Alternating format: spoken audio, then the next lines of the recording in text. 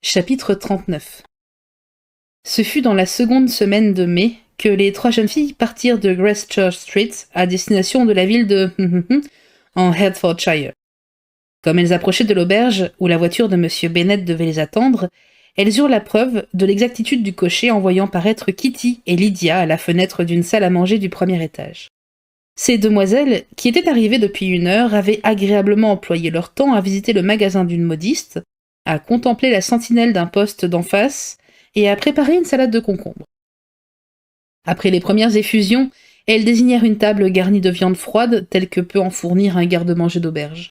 « Et qu'en dites-vous » s'exclamèrent-elles d'un air triomphant. « N'est-ce pas une bonne surprise ?»« Et c'est nous qui vous offrons ce lunch » ajouta Lydia. « Seulement, vous nous prêterez de quoi le payer car nous avons vidé notre bourse dans le magasin d'en face. » Et, montrant ses achats, « Tenez, j'ai acheté ce chapeau. Il n'a rien de très remarquable, mais je le démolirai en rentrant pour voir si je puis en tirer quelque chose. » Ses sœurs l'ayant déclaré affreux, Lydia poursuivit sans se troubler. « Oh, les autres étaient encore bien plus laids dans cette boutique. Quand j'aurai acheté du satin d'une plus jolie nuance pour le regarnir, je crois qu'il ne fera pas mal.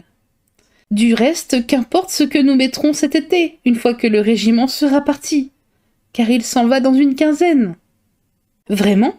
Il s'en va ?» s'écria Elisabeth avec satisfaction. « Oui, il quitte Meryton pour aller camper près de Brighton.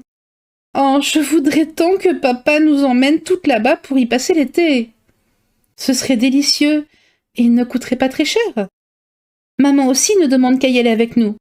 Autrement, imaginez ce que nous allons nous ennuyer tout l'été à Longbourn. » En effet, pensa Elisabeth, voilà bien ce qu'il nous faut, bonté divine. Brighton est tout un camp de militaires, alors qu'un malheureux régiment de la milice et quelques soirées à Meryton ont suffi pour nous tourner la tête. « Maintenant, j'ai une nouvelle à vous annoncer, » dit Lydia, comme elle se mettait à table. « Devinez un peu, une nouvelle excellente, sensationnelle, et concernant quelqu'un que nous aimons toutes. » Jane et Elisabeth se regardèrent, et l'une d'elles avertit le domestique qu'on n'avait plus besoin de ses services. Lydia se mit à rire. « Je reconnais bien là votre discrétion et votre amour des convenances. Comme si le serveur se souciait de ce que nous racontons. Il en entend bien d'autres. Mais peu importe. Il est si laid, je suis contente qu'il soit parti. Et maintenant, voici ma nouvelle. C'est au sujet de ce cher Wickham. Il n'y a plus rien à craindre qu'il épouse Mary King. Elle est partie habiter chez son oncle à Liverpool. Partie pour de bon. Wickham est sauvé. Mary King aussi, ajouta Elisabeth. Elle évite un mariage imprudent quant à la fortune. Elle est bien sotte d'être partie si elle l'aimait. Mais j'espère, dit Jane, que le cœur n'était sérieusement pris ni d'un côté ni de l'autre. Oh, pas du côté Wickham, en tout cas, je m'en porte garante. Qui pourrait aimer un laidron pareil, avec toute cette tache de rousseur? Elisabeth fut confuse de penser que, la vulgarité d'expression mise à part, ce jugement différait peu de celui qu'elle avait porté elle-même en le qualifiant de désintéressé. Le lunch terminé, la note réglée par les aînés, on demanda la voiture, et grâce à d'ingénieux arrangements, les 5 jeunes filles parvinrent à s'y caser avec leurs malles, leurs valises, leurs paquets, et le supplément peu désiré que formaient les emplettes de Lydia. « Eh bien, nous voilà gentiment entassés !» s'exclama celle-ci. « Je ne regrette pas d'avoir acheté cette capote, quand ce ne serait que pour le plaisir d'avoir un carton en plus. Et maintenant que nous sommes confortablement installés, nous pouvons causer et rire jusqu'à la maison. Racontez-nous pour commencer ce que vous avez fait depuis votre départ. Avez-vous rencontré de beaux jeunes gens? Avez-vous beaucoup flirté? J'avais un peu l'espoir que l'une de vous ramènerait un mari. Oh, ma parole, Jane sera bientôt une vieille fille, elle qui a presque 23 ans. Dieu du ciel, que je serais mortifiée si je n'étais pas mariée à cet âge-là. Vous n'avez pas idée du désir qu'a ma tante Phillips de vous voir mariées toutes les deux. Elle trouve que Lizzie aurait mieux fait d'accepter M. Collins. Mais je ne vois pas, pour ma part, ce que cela aurait eu de particulièrement divertissant. Mon Dieu, que je voudrais donc me marier avant vous toutes. Je pourrais ensuite vous chaperonner dans les bals. Oh, dites, ce que nous nous sommes amusés l'autre jour chez le colonel Foster où nous étions allés, Kitty et moi, passer la journée. Mrs. Foster avait promis que l'on danserait le soir. À propos, nous sommes au mieux, Mrs. Foster et moi. Elle avait invité aussi les 2 Harrington, mais Harriet était malade, et Pen a dû venir seule. Alors devinez ce que nous avons fait.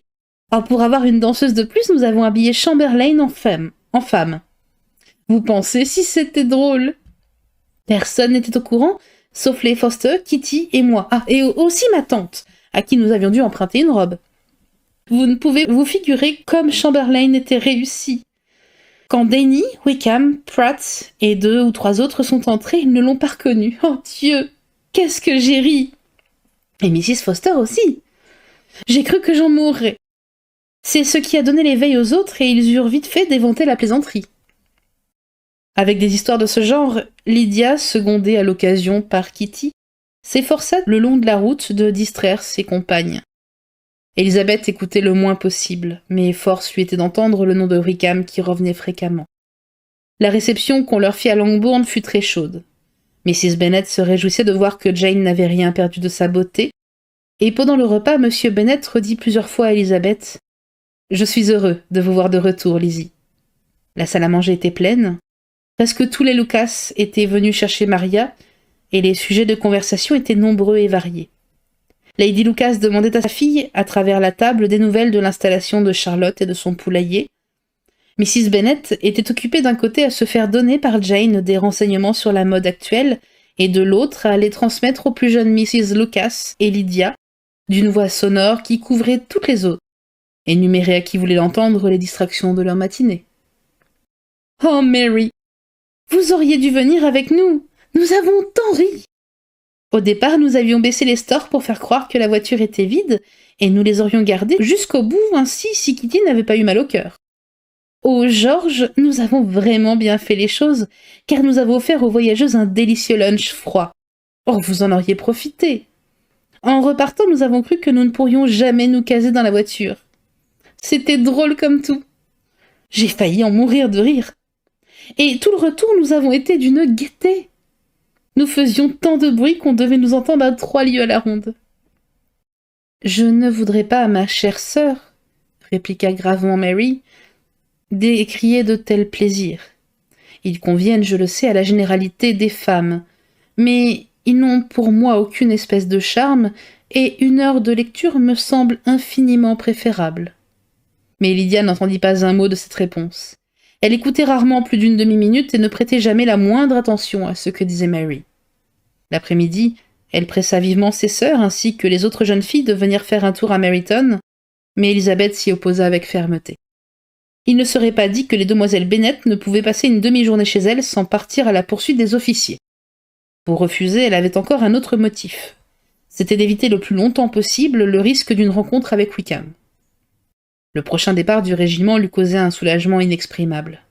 Dans une quinzaine, il serait loin, et elle pourrait l'oublier complètement. Elle n'était pas depuis longtemps à Longbourn qu'elle s'aperçut que le projet de séjour à Brighton, auquel Lydia avait fait une allusion, était un sujet de fréquente discussion entre ses parents. Elle vit tout de suite que M. Bennet n'avait pas la moindre intention de céder aux instances de sa femme, mais en même temps, les réponses qu'il lui faisait étaient si vagues et si équivoques que Mrs. Bennet, bien que souvent découragée, ne perdait pas l'espoir d'arriver à ses fins.